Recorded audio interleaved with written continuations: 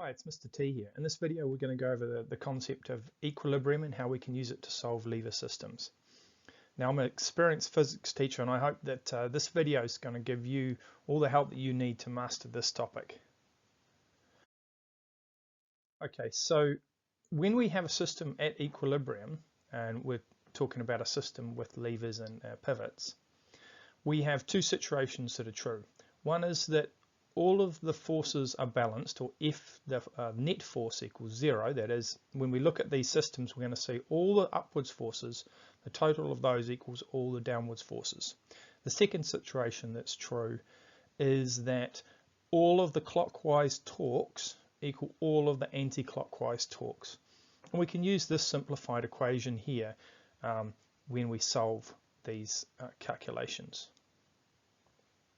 So here's an example of a situation where we would have a lever system, and this is with one support. So what we've got here is a family, they're balanced on a seesaw. We've got two kids on the left and a parent on the right, and we've given them masses of 35, 25 and 70 kilograms respectively there, and each one of those, so each one of these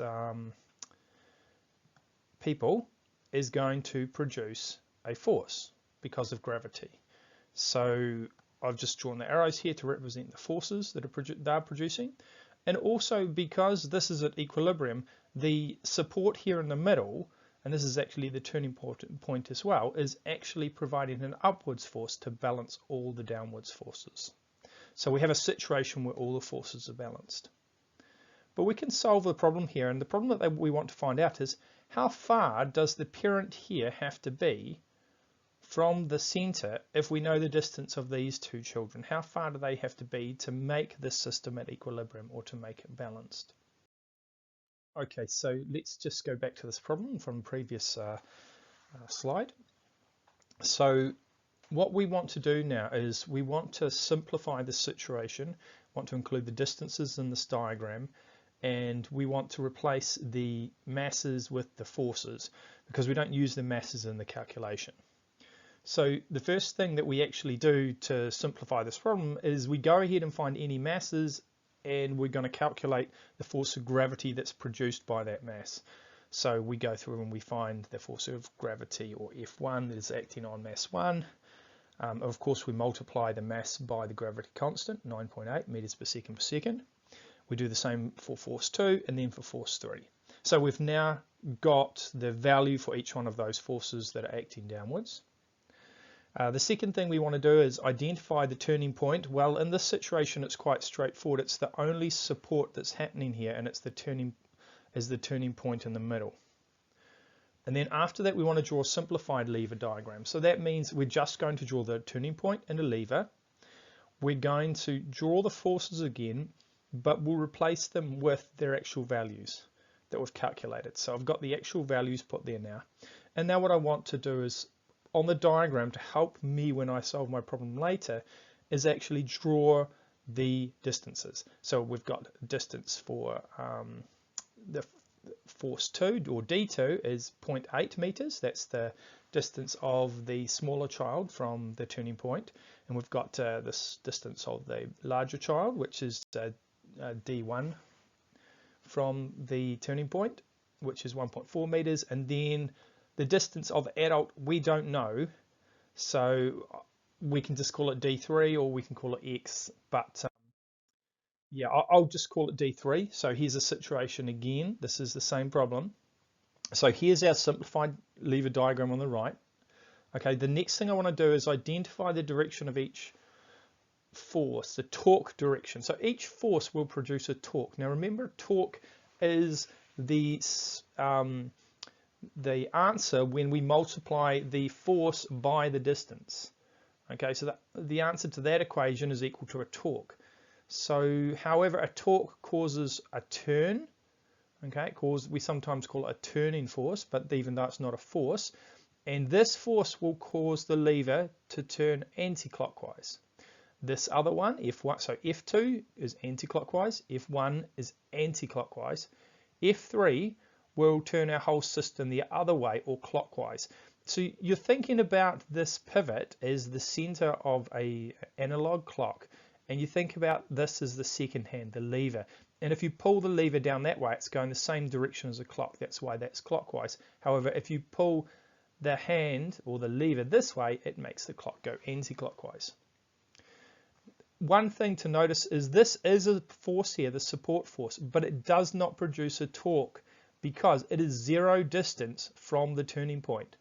Now remember, a torque equals force times distance. If distance equals 0, it doesn't matter how large this force is, it will produce no torque because it is zero distance from where it turns. So we now substitute these values into this equation. So I want all the clockwise torques on the left and all the anti-clockwise torques on the right. So the clockwise torque is obviously going to be this force times this distance. However, I don't know that distance, so I write it down as that force times d3. And then I add the other two on the other side of the anti-clockwise torque, so I add 343 times 1.4 meters plus 245 times 0.8 meters. And we're going to solve this to find out what d3 is. So I simplify the right hand side, so I multiply inside the brackets and then I add, I get 676.2 Newton meters, and then I rearrange this equation, so I divide the right hand side by 388 newtons, and I can get my distance, which for this problem is 1.7 meters. And that's how we solve one of these torque problems involving one support. So I've got one support in the middle, and this usually happens when we have seesaws. We've got something balanced around one pivot point. The next situation we'll go. Okay, so the next type of problem that we need to look at, and is the most common that we'll get because it's more complicated and it gives a better range of being able to assess you, is equilibrium with two supports. Now we see these type of situations around us all the time. It's a two-dimensional representation of many things like chairs and tables and benches. Now here's a picture of an example here. Here is a person standing on a bench. There are two supports provided by the two legs, and then there is the top of the bench. That's we can think of it as a plank. Now the top of this bench has a mass, so this piece of wood on the top or whatever it's made from has its own mass, and the center of this length is its center of its mass. So if I knew the distance of here of 3.2 meters, the center here is 1.6 meters from the left, and that's where its force of gravity acts from, its center of mass. The person here, their force of gravity acts from the center of their mass. Now you can see here that there are two supports now. Now what that means is each one of these, this bench could tip over, so it could turn clockwise around support 2, so it could flip around. If the person came over and stood right here, might better flip the bench over that way. Or if the person was to stand over here on the left hand side, they could flip the bench around the other side, and S1 could be the pivot. So they both potentially could be the pivot. In this case, I want to work out the support force 1. I want to calculate what support force 1 equals. So I need to make support force 2 equal to 0, and I do that by making the pivot at the point of support force 2. Now how that works, so here's the example here. I've put the pivot or the fulcrum here at this point. This is where it turns. It's going to make this equal to 0. Now I'll go over that in the next slide. So once I start to draw my lever diagram, so I draw my forces, and I've selected my turning point and put in my distances. Now when I calculate my distances and I put them on my lever diagram, I always represent the distance of each force from the turning point. We're only interested in the distance from the turning point. So we take our first information and we calculate how far it is from the turning point. So for a start, we knew that the whole bench was 3.2 meters long. And we knew that support 1 was 9 meters in from one end, 0.9 meters in from one end, and support 2 was 0.5 meters in from the other end.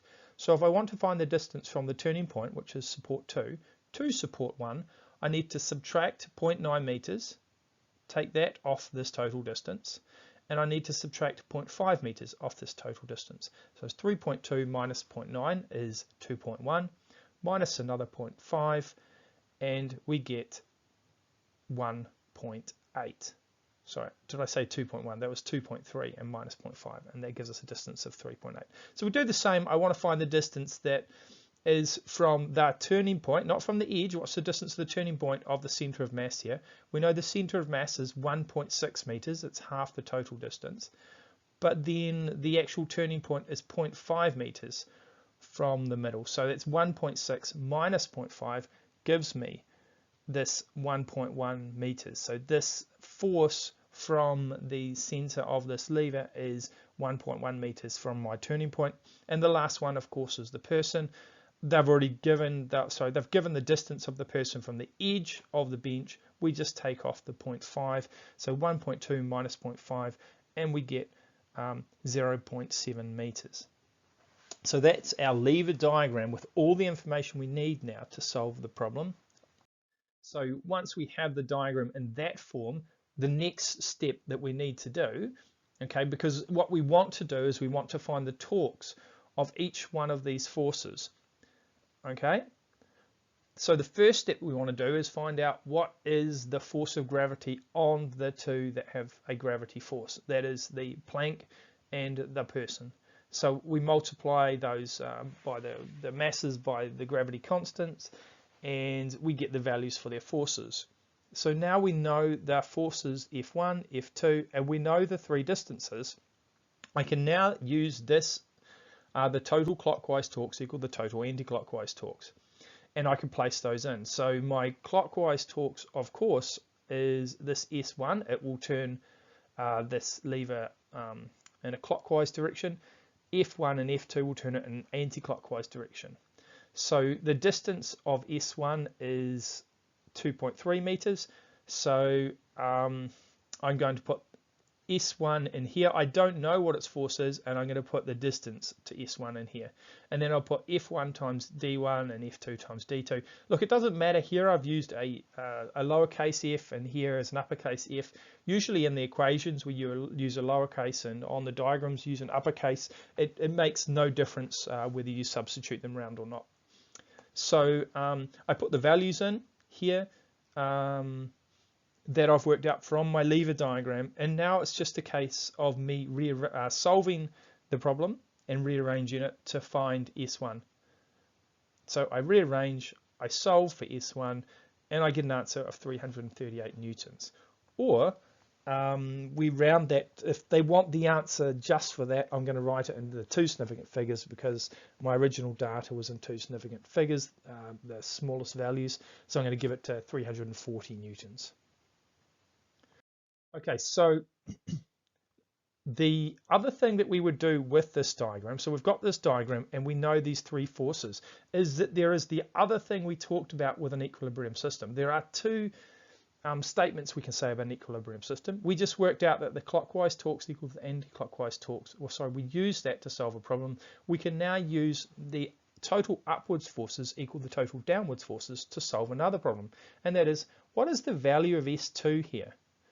So I found out what S1 is, but S2 provides a support force as well.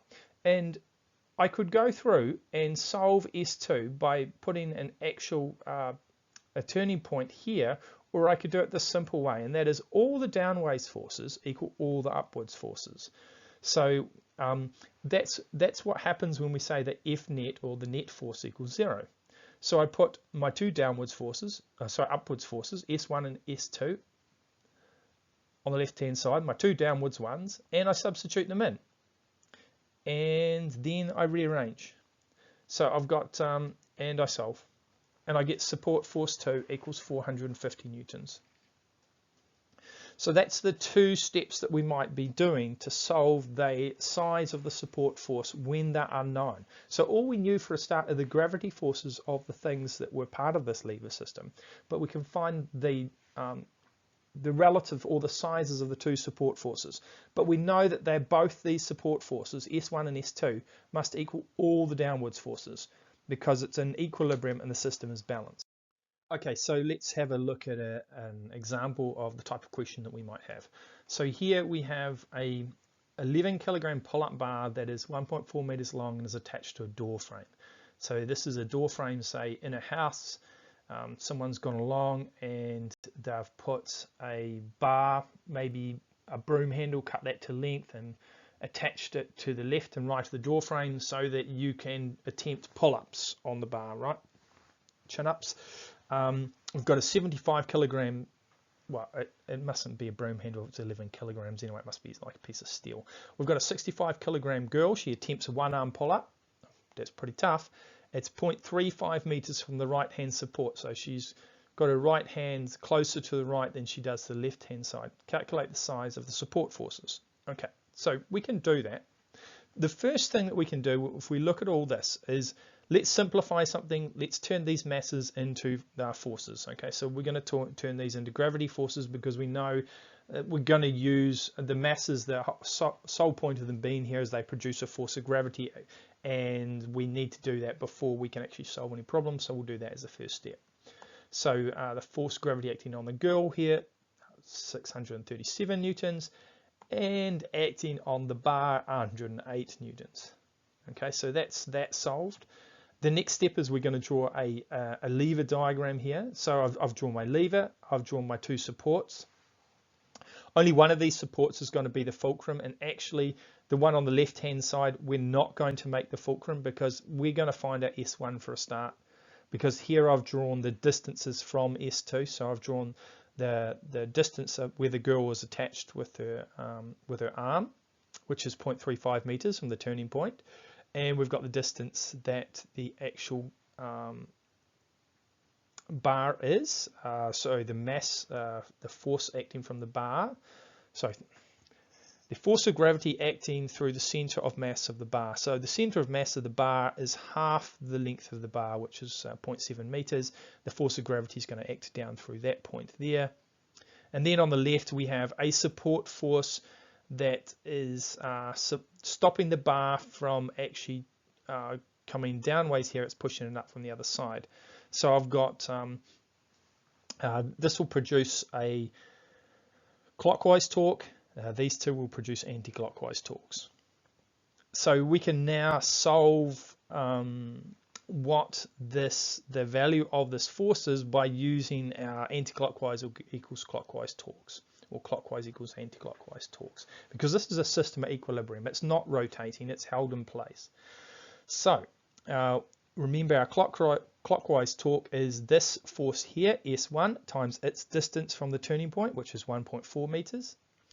And then we've got the anti-clockwise torque of the bar, which is 108 newtons times its 0.7 meters from the turning point.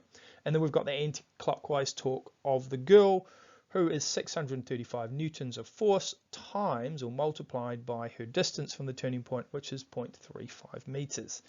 Now I can just rearrange this and solve for S, and I get a value of 213 newtons. That is how much force this S1 provides. That's the total amount of force when she is pulling up from that distance from the right hand side. Now of course, if I was going to give this as my final answer, because some of my values, the smallest accuracy of my value was to two significant figures, I would report this to two significant figures and I would write 210 newtons. However, if I'm going to continue with the calculation, I will use this unrounded number. So I'm going to continue with the calculation because I now want to find out, well, what is the size of this support force? Now remember, the other thing at equilibrium, we know that all the clockwise torques equal anti-clockwise torques. The other thing that we also know is all the downwards forces equal all the upwards forces. So we've got two downwards forces that we know the values of, and we know one upwards force value, so we can find the other upwards force value. So we've got S1 plus S2 must equal the force of the bar and the force of the girl, the force of the weight force of the bar and the weight force of the girl.